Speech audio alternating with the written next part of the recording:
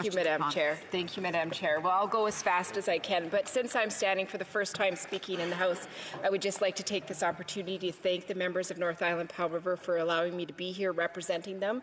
And I want to take a moment to just recognize the many forestry workers that are on strike right now in my riding and struggling every day. My heart is with them and their families as they go through this very difficult time. Now, my questions are largely for the Minister of Defence, and I'm so grateful that you're here today. I'm so proud to represent 19 Wing Comox. Recently, Habitat for Humanity Island North did a key ceremony and gave several keys to several houses that were built in the Comox Valley. And there are many, many volunteers from the 19 Wing who have been donating significant amount of time to support building these houses, and I want to just appreciate their hard work. Their commitment really is the 19 Wing building our community.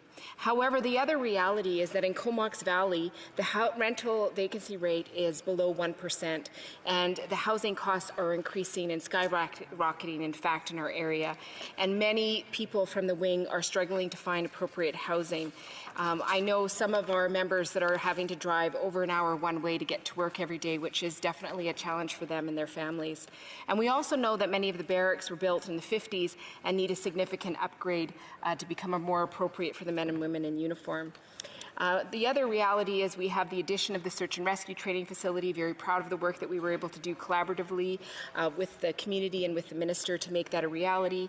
And that resulted in a small increase of housing, which is for the folks that are coming to get the training. It's not meeting that core housing need that so many of our members have of permanent housing on the base. So I'm just wondering if the minister could update this place on any resources that might be coming to the 19 Wing to address this important core housing need. Question. The Honourable Minister of National Defence. Thank you, Madam Chair. I also want to thank the member for her tireless advocacy given her service as well, not only for the women and men of the Canadian Armed Forces, but specifically in Comox for the tremendous work that they do and the connection that they have with the community. I know that the members are extremely proud of that. We are having unique challenges across the country, and we're looking at making sure how we support our members. We have made significant investments onto base when it comes to the new capabilities that we're bringing in. The housing is a challenge in the area because there is a very low vacancy rate. So we're prioritizing this work. When I visited, I looked at this issue directly. I don't want to get ahead of myself to say that this is exactly what we're going to do, but one thing I can assure you, this is something that I'm personally looking into, making sure that the housing is looked after there. Thank you. I also want to remind both members that they're to address the questions to the chairs, because both members have actually referenced each other during the debate. The Honourable Member for North Island Powell River. Thank you, Madam Chair, for the reminder. As we all know, that with the housing shortage and the cost of housing being so high, the reality is that is not the only high expense that the members are facing in our riding. It's an expensive place to live.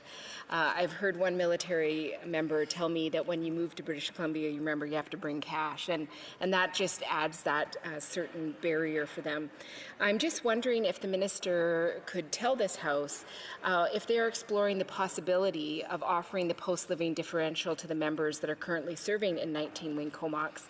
It would be really important for our members to have this financial burden really acknowledged and some support for them to do the important work that they do. I want to recognize that it was many of my members that went to Mali and continue to do great work in our riding and across the world, and I want to make sure that they don't get set behind because of that important work that they're doing. Great idea. Minister of National Defence. Madam Chair, we actually have conducted a review of PLD and how we support our members across the country, because as stated, there's unique challenges across the country, and we want to make sure we get this right. So more to follow on the PLD.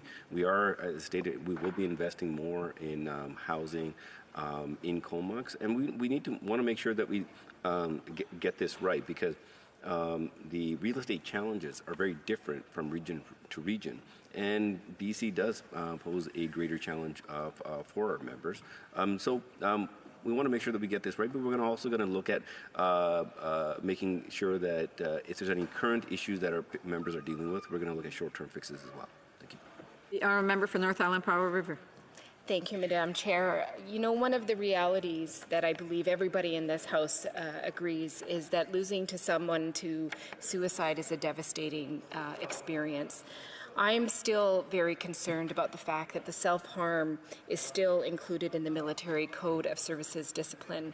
I know that this prevents our men and women in uniform from feeling comfortable to disclose the fact that they may be having a hard time and considering suicide as an option. And I just want to make sure that all the men and women that serve us who are wearing the uniform in this country feel that they can disclose any thoughts or concerns or feelings that they have, especially around the issue of self-harm. I'm wondering if the minister can tell this House when self-harm will be removed from the code. The last response from the Minister of National Defence, depending on how long it takes. First of all, the mental health and the well-being of our women and men in the Canadian Armed Forces is an absolute priority for us.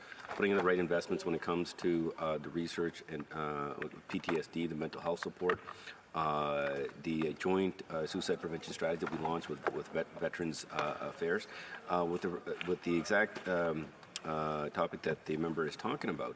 Bill C-77 wasn't the exact place to have that changes. So what I've said is that we'll continue to work with all colleagues of this House and also the Senate to take a look at what are the things so we can address those direct concerns, because there's a much wider discussion to be had on this. But one thing I can assure you is something that we're taking very seriously.